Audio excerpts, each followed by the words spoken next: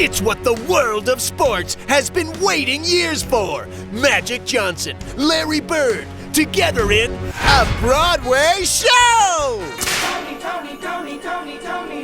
Is it true you're going on Broadway, sir?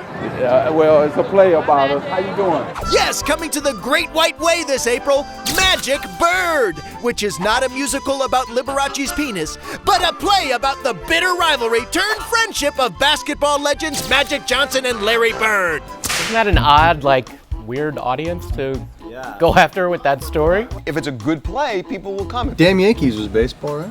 Exactly! And how about Angels in America? The heartbreaking story of the Anaheim Angels, right?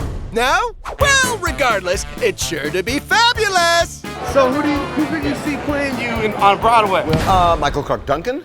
You just thought of the first black guy that came to mind? Well, no, I'm not gonna pick a white guy. He looks nothing like Magic.